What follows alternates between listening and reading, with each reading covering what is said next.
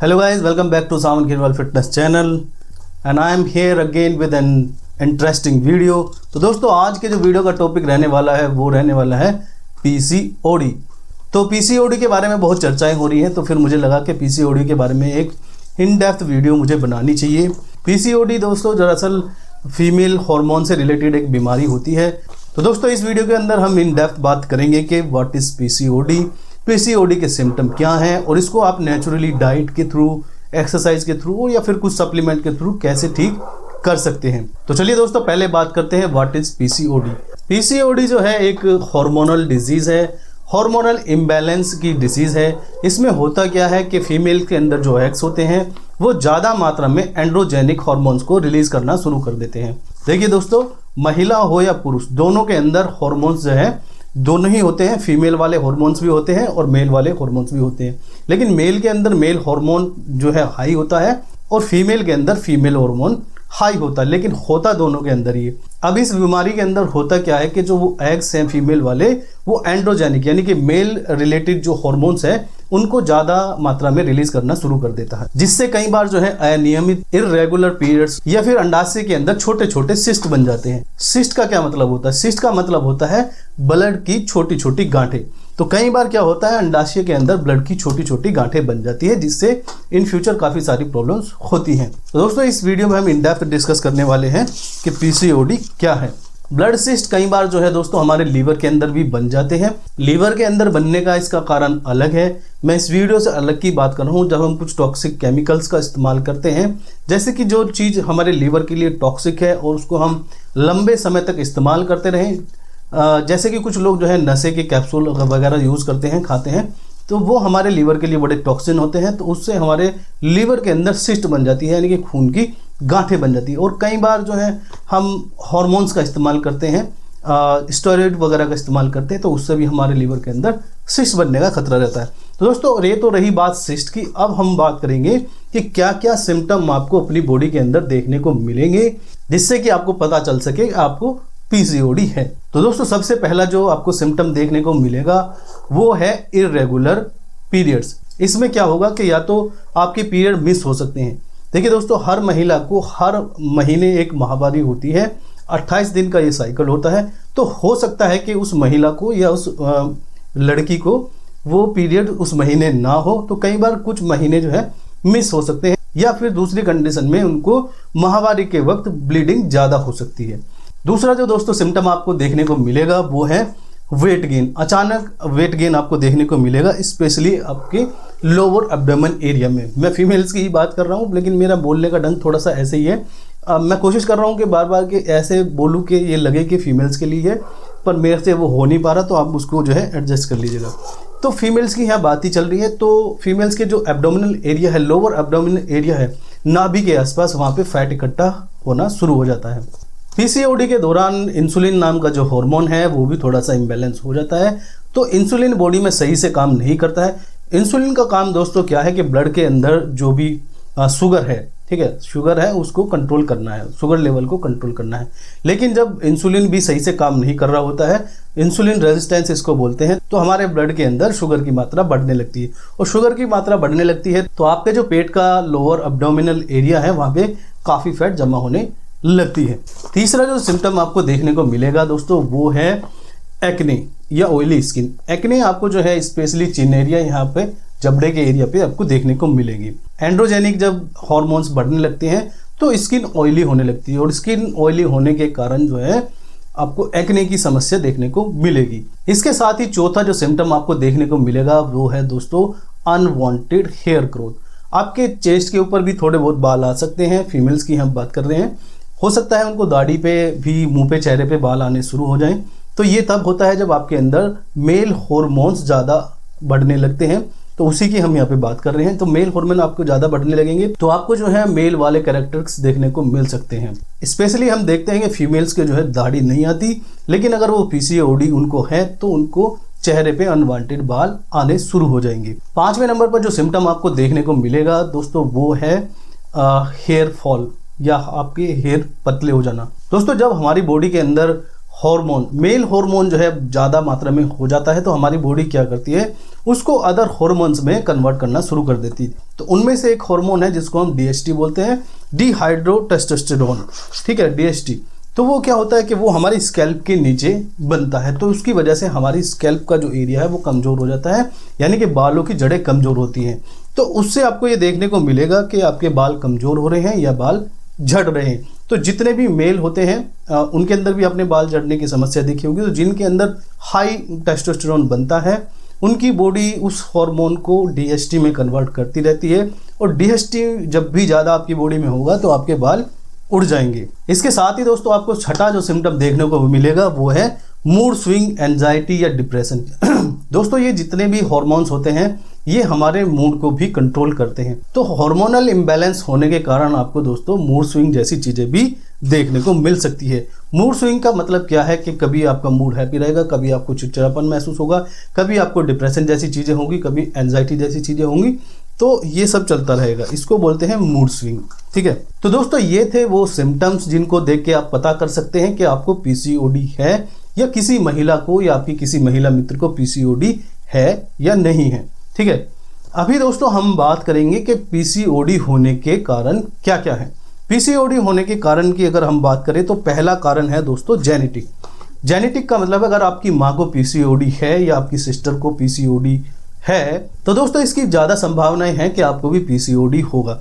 लेकिन दोस्तों चिंता की इसमें कोई बात नहीं है, कुछ डाइट में बदलाव कर और अपनी लाइफ स्टाइल में थोड़े से बदलाव कर हम इसको ठीक भी कर सकते हैं।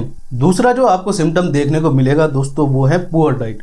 पुअर डाइट की वजह से भी आपको जो है PCOD हो सकता है। अगर आपका खान पान गलत है, जिसमें हाई शुगर है, प्रोसेस्ड फूड है, प्रोसेस्ड फूड का मतलब है जो कंपनी में फैक्ट्रीज से बन के आते हैं पैकेट्स के अंदर, इसके साथ ही ट्रांस फैट और सैचुरेटेड फैट्स की हम यहाँ बात कर रहे हैं, तो ये क्या करते हैं, ये इंसुलिन को रेजिस्टेंस करते हैं। इसका मतलब है कि इंसुलिन आपकी बॉडी में सही से काम नहीं कर पाएगा, और इंसुलिन ही आपकी बॉडी के अंदर जो ब्लड है उसके अंदर शुगर के लेवल को कंट्रोल करता है।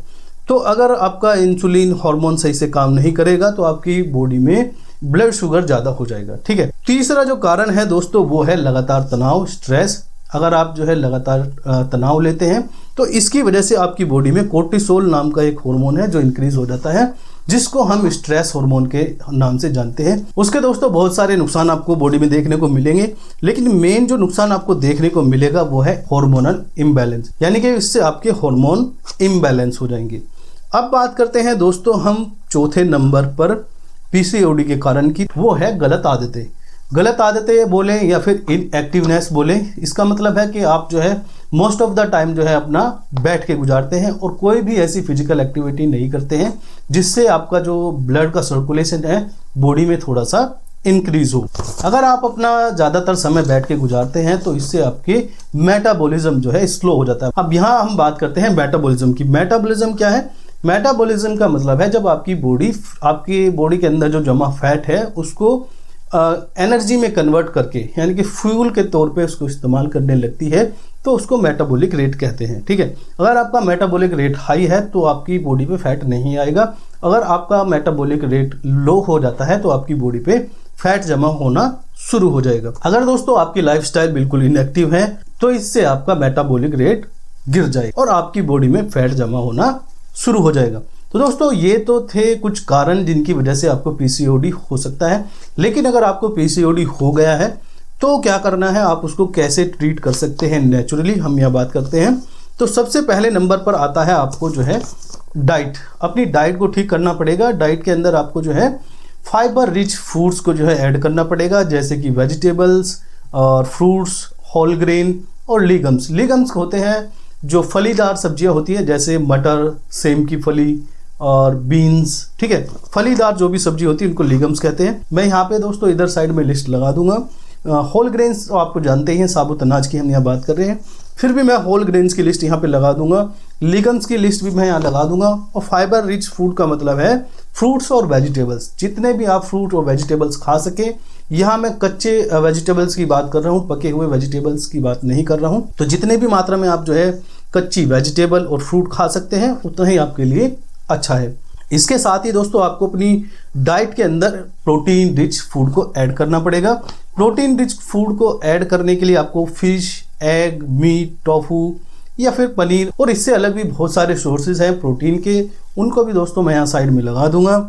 इसके साथ ही आपको जो है sugar, refined carbs, trans fat और सैचुरेटेड फैट को अवॉइड करना पड़ेगा। शुगर आप जानते ही हैं, रिफाइंड कार्ब्स होता है, जैसे कोका कोला, पेप्सी वगैरह आप पीते हैं, इनके अंदर रिफाइंड कार्ब्स होता है, उसकी भी लिस्ट में दोस्तों इधर लगा दूंगा। ट्रांस फैट की भी लिस्ट में यहाँ लगा दूंगा, उनको आपको अवॉइड करना है। उसके साथ ही आपको जो है ऐड करना अनसैचुरेटेड फैट।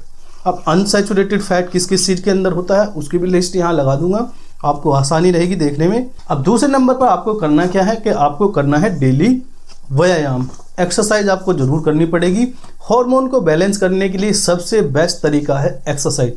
कोई भी एक्सरसाइज आप करें, कोई भी ऐसी एक्सरसाइज जिसमें आपका जो हार्ट बीट है थोड़ी ऊंची जाती हो और उसके साथ ही आपका जो ब्लड सर्कुलेशन है वो तेज होता है। जब भी ऐसा आप करेंगे तो आपकी बॉडी का मेटाबॉलिक रेट तो हाई होगा ही, यानी कि आपकी बॉडी से फैट लूज होगा। इसके साथ आपकी बॉडी के अंदर स्ट्रेंथ भी डेवलप होगी और आपके जो हॉर्मोन्स हैं वो बैलेंस करेंगे। तो आपको किस तरीके की एक्सरसाइज करनी है, कोई भी एक्सरसाइज आप कर सकते हैं। आप रनिंग कर सकते हैं, आप जंपिंग कर सकते हैं, या आप कार्डियोवैस्कुलर एक्सरसाइज भी कर सकते हैं, या फिर आपको गेम, आउटडोर गेम खेल सकते हैं। तो आपको 30 से 40 मिनट ये सब करना है।